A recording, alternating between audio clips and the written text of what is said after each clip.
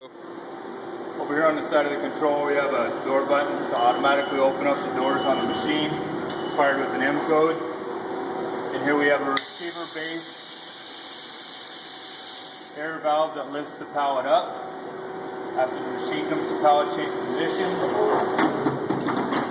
roll the pallet out. Have a lever on this side, you pull it toward you, and roll the pallet sideways on the work switcher.